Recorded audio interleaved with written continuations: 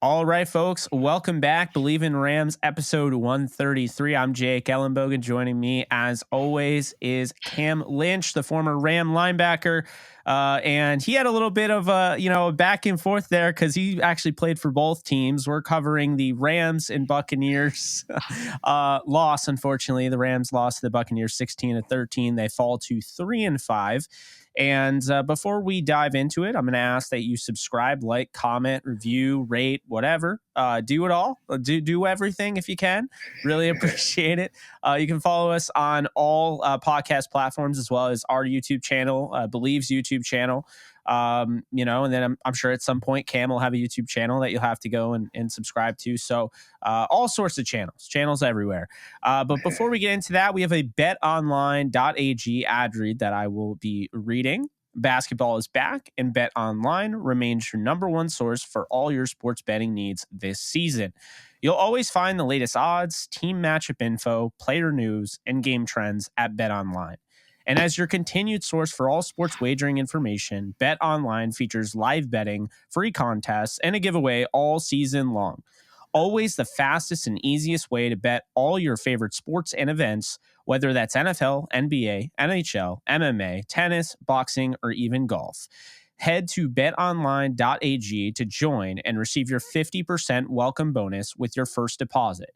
Make sure to use promo code BLEAV, that's Bleav, to receive your rewards. Bet online where the game starts. All right, Cam, we're into another episode, and that means that, it's a mainstay. I warned you last week. It is the burning question, and we're going to kick it off right away. We're getting spicy here, Cam. Hopefully people don't have a problem with this, because the question is, Cam, is it time for Sean McVay to give up the offensive play calling? Ooh, spicy, right? I think at one point, how sometimes when you play video games, Jake, and you beat somebody 21-0, and you say pass the sticks on to the next person, right? I think this is that point in their season where Sean McVay might have to pass the sticks, right? Where it's Bobby Wagner blocks a field goal punt, right? The offense gets the ball, still can't do anything with it. Thankfully, Bobby Wagner showed up in that game on that play because I saw you send that tweet out like, big play, Bobby finally made a play there. That's what we needed, right? But that's just been the story, right? The defense making big plays, crushing it on their side, and the offensive side punting the ball 9 times. I played with Riley Dixon. At Syracuse, we punted the ball a lot, so he's used to that. But just going back to Sean McVay, right? It's probably that time to pass the sticks. Pass it to someone that you pay a lot of money to be on your staff, right? And to help that team win football games. But I don't know if the Rams are getting it done on the offensive side there, Jake. Yeah, I'll be honest with you. I'm 100% in agreement. That's pretty much what I had in mind, the burning question. And I think anybody that follows me kind of has the idea on Twitter, like, I love this guy. I've defended Sean McVay, but he's like that, relative that you absolutely like, but like he keeps somewhat making these minor mistakes. And you're like, man, but I love you. Like, I'm not going to give up on you. And I'm not going to give up on Sean McVay. I mean, he just won the Super Bowl. So for people saying he should be fired, you're wrong. Yeah. It's an opinion until you say something like that, and then your opinion does not matter because they won the Super Bowl this calendar year, Cam. But I think it's fair when you look at Stafford and you look at the main chick, Darrell Henderson, only getting 12 carries and he goes for 4.7 yards per carry. You look at having talent like that, Cooper Kupp, Allen Robinson, Tyler Higbee, Van Jefferson. The offensive line is an excuse at this point, Cam, because the only argument you can make is that the offensive line has one weakness. It's at left guard, and they just didn't even watch our podcast last week because we were saying Bobby Evans, man, gave up half the pressures last week, half the sacks, and the definition of insanity, according to Cooper Kupp, and I've said this now on multiple shows, is doing the same thing over and over and over again and expecting different results. And is it not insane that they went and they watched the film, they game planned for this, Cam, and they're like, you know what? We're going to keep Bobby Evans in there at left guard, and we're going to take the right guard out of the mix in Ode Abushi, who didn't allow a pressure or a sack. The guy's been there for 7 weeks, whereas Bobby Evans was drafted in 2019. So I don't know, Cam. I'm not saying he needs to be cut, and I feel bad for the guy. He was broken down in tears in the locker room. He truly feels like he let his team down. It's not just him. It's the fact, look, this is one of the best offensive linemen in the entire world. He plays in the NFL. I think we need to realize that and really understand that when you say these guys are trash, or you say these guys are bad, or you're saying he needs to be benched, you have to understand in the scheme of things, he's not an NFL starting caliber player. That doesn't mean he's not worth being in the NFL. It doesn't mean he's not a professional, And I'm sure you had your time, dealing with that, where people be like, "Oh, Cam Lynch is trash," but it's like, bro, I'm in the NFL. I'm sure you were way more humble about it, but I mean, come on, that's the thing. So, I just felt like watching all of this talent, watching the offensive line back-to-back weeks seem to be somewhat fixed. And what are these play calls? I mean, Sean McVay trusted the punt and the Rams defense that was exhausted, that played however many snaps. They played 78 total snaps without giving up a touchdown. He trusted that exhausted defense to get another stop on Tom Brady more than he trusted his offense with Stafford, with Kupp, with Henderson, with Robinson. The list goes on, to get 10 yards. 5 yards even, because they had a 3rd and 5, and the timeouts were gone, Cam. Mm-hmm. Tampa didn't have any more timeouts. Why aren't you throwing the ball there? Yeah. And you went back, you mentioned something, right? Doing the same thing over and over again. We talk about Cooper Kupp, right? Being that guy who's boiling. I think he's leading the league in single season receptions, right? Like, yeah. That's great. It's great for Cooper Kupp, but it's not great for the offense. It's not a balanced offense when Cooper Kupp is probably going to break the single season receiving yard record.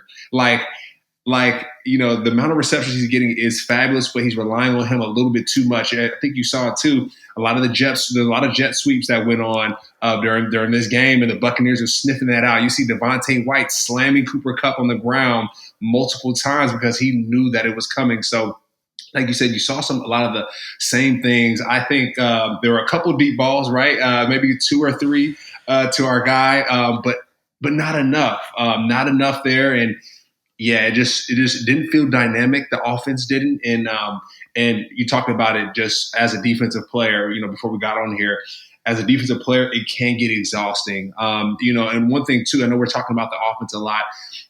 I would like to go on the defensive side as well.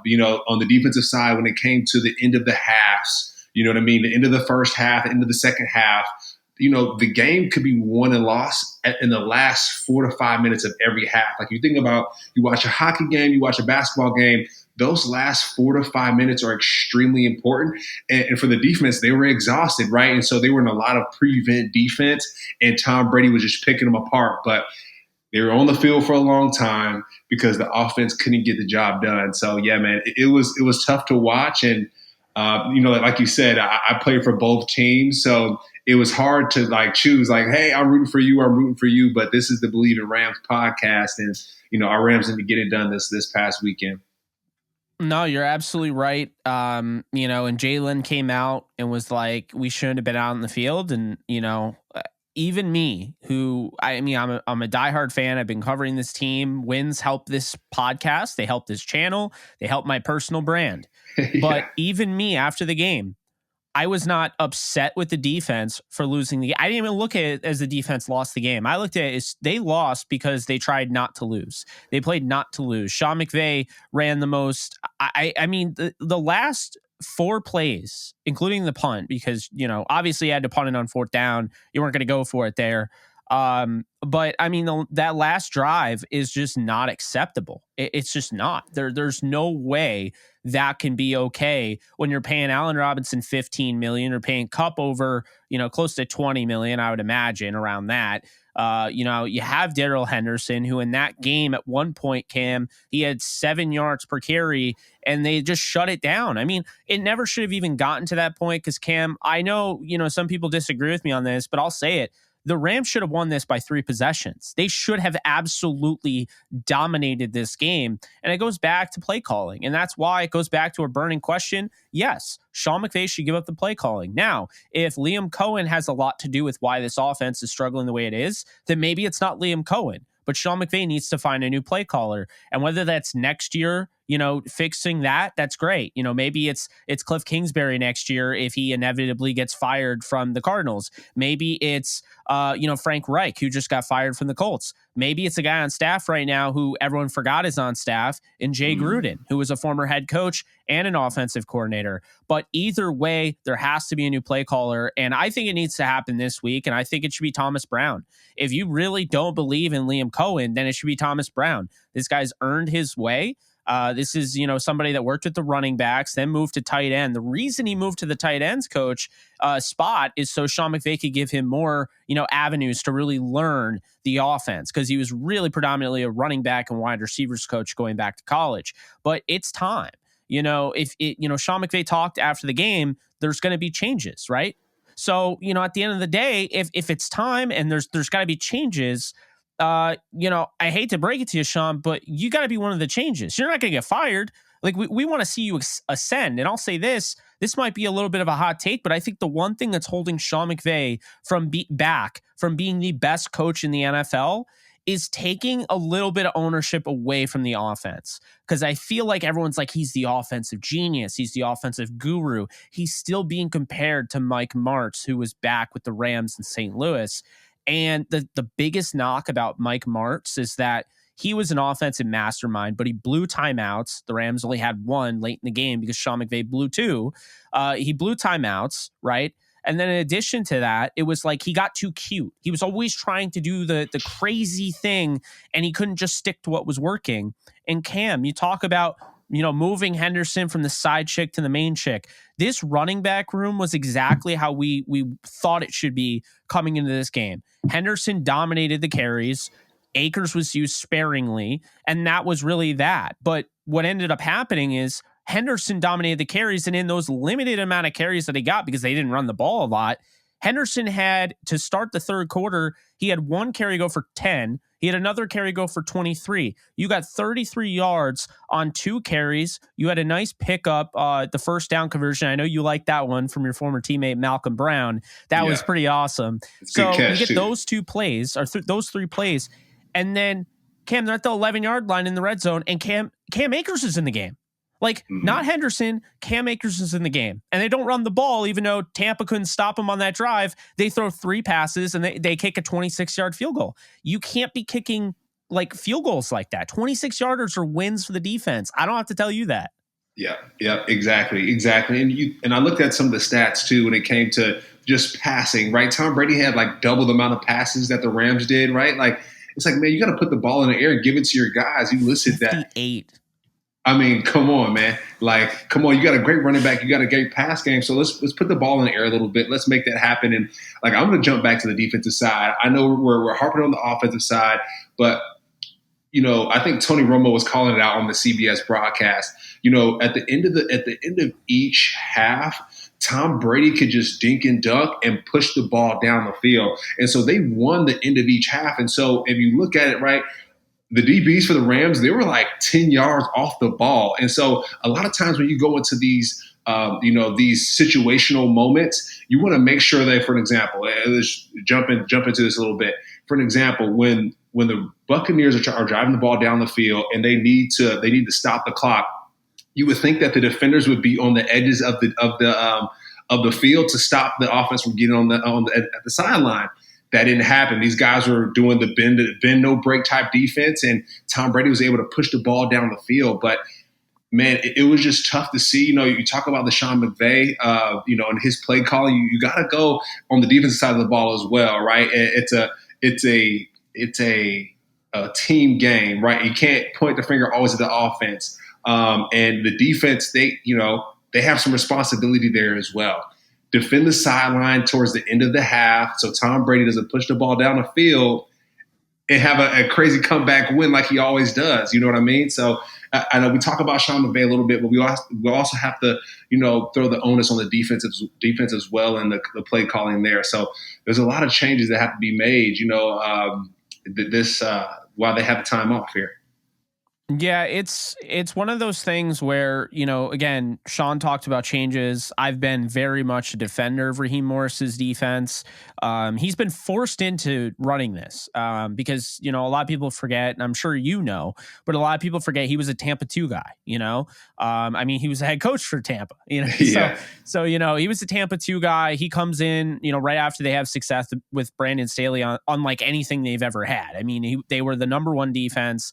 They lose in the divisional round to the Packers, and coming into the next year we're a quarterback away. So they go on and get Stafford. They run the same defense with a defensive coordinator that's never run that. So it takes them a little bit to get going. They struggle to start the season.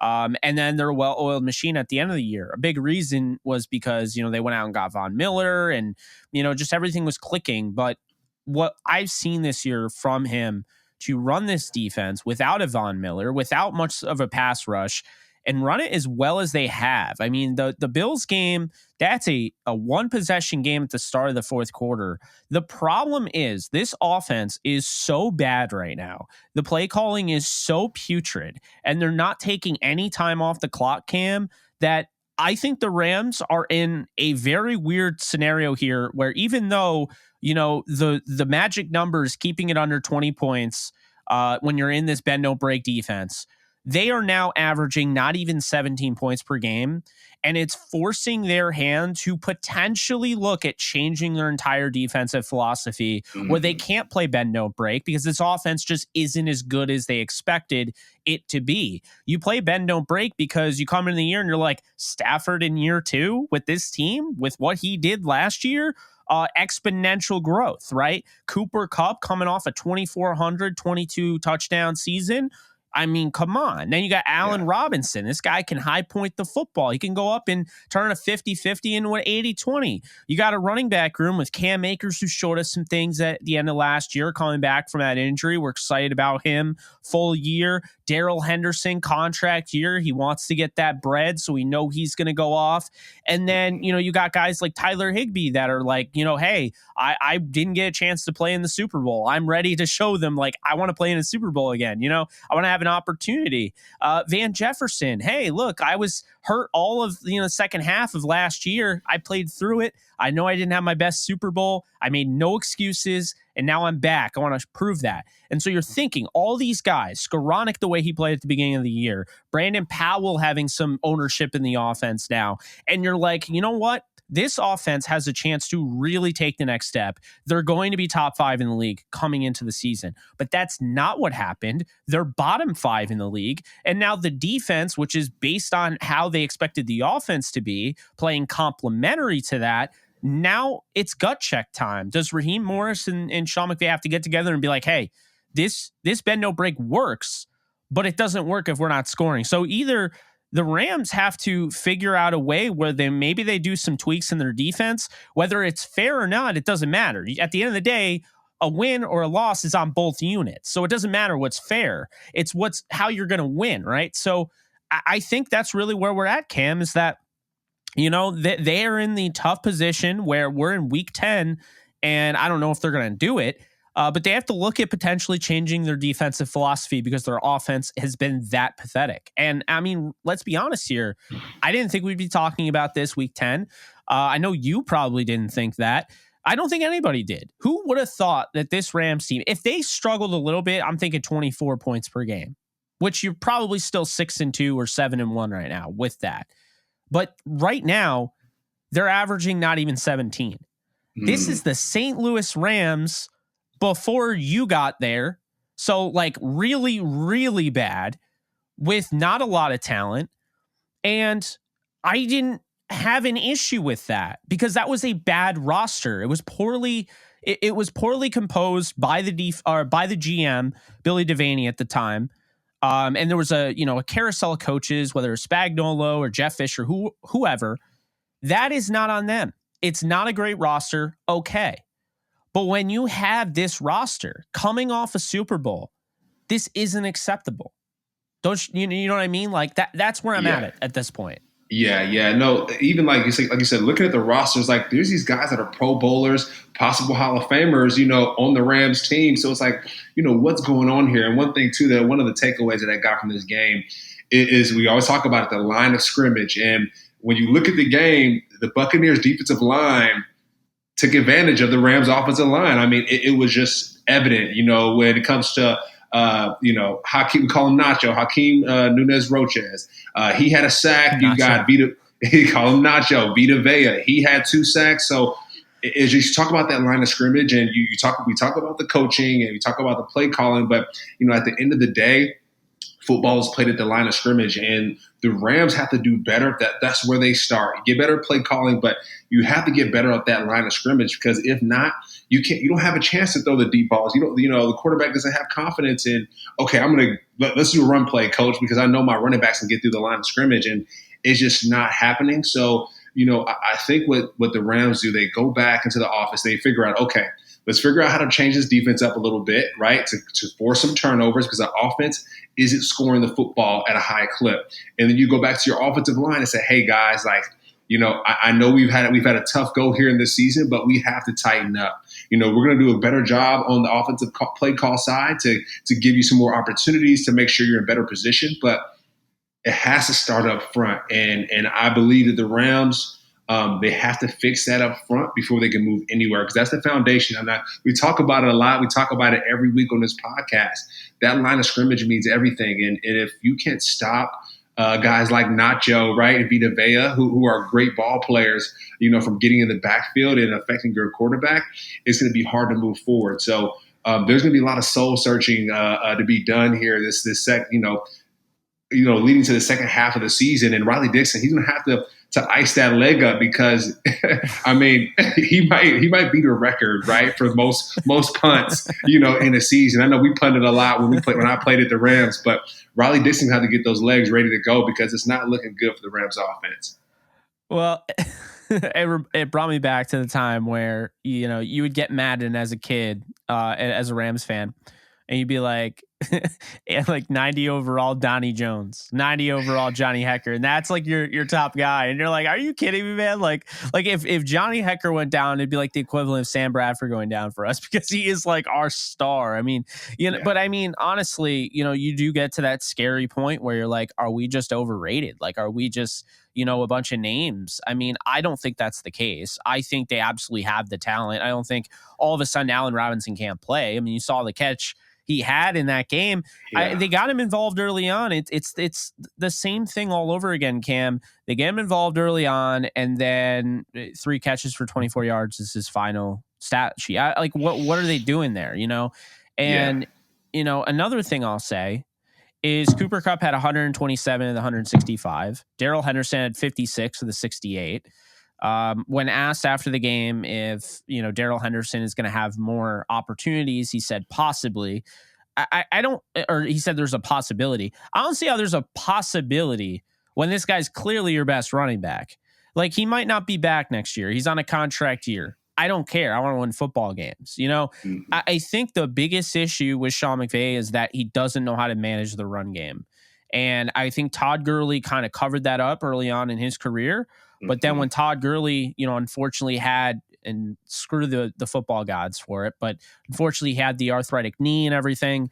I think it forced Sean McVay into an uncomfortable position where he couldn't lean on, because the thing that people don't understand is, like, Jared Goff was not a bad quarterback, but what Todd Gurley was able to do in the passing game, I saw the best thing ever about it. It was Jeff Fisher was trying to turn Todd Gurley into Eddie George, and Sean McVay wanted Todd Gurley to be Marshall Faulk. And that's really what happened. I mean, he turned him into a modern day Marshall Faulk, and it hid a lot of the deficiencies that Goff did have, and some of the uncomfortable moments where I don't want to throw that deep, post the seam buster where I have 2 guys converging on it. I can just dump it off to Todd. And what's amazing? I'm not saying Stafford needs it, but there are no designed screens to running backs. There's these gimmicky bubble screens. There was a tight end screen they did week in and week out. But where are the running back screens? Soften up the defense a little bit, and I just don't think that's there. To And the today, Buccaneers did that really well. The Buccaneers had some great running back screens yeah. that they broke, and they did really well with that.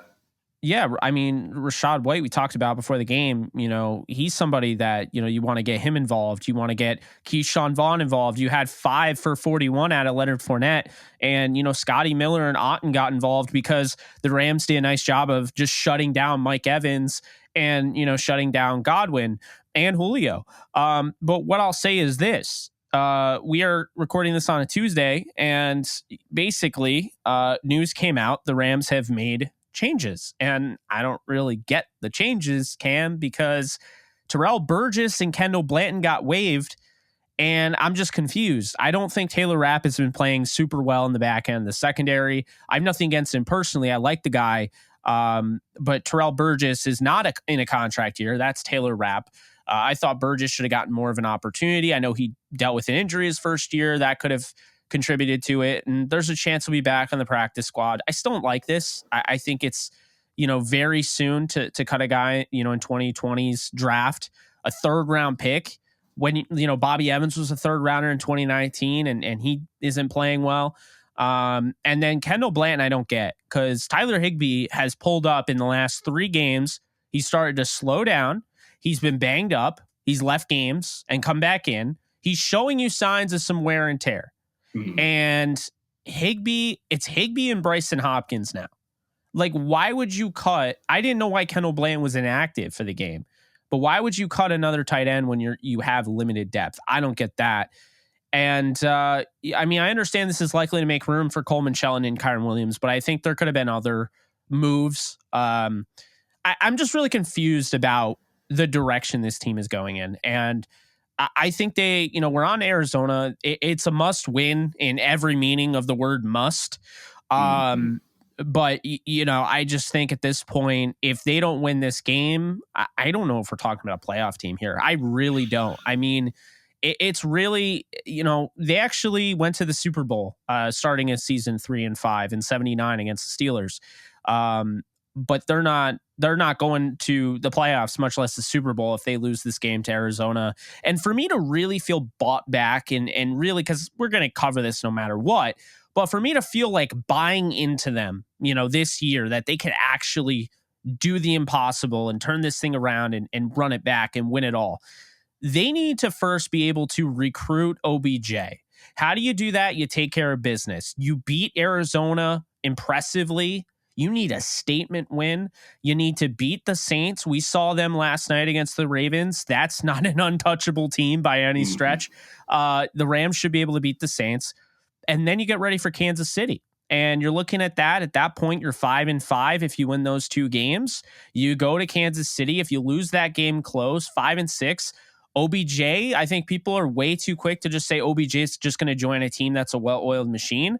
I think OBJ is a competitor. And I think it's honestly a little disrespectful if people just assume he's going to go to a team that's already set.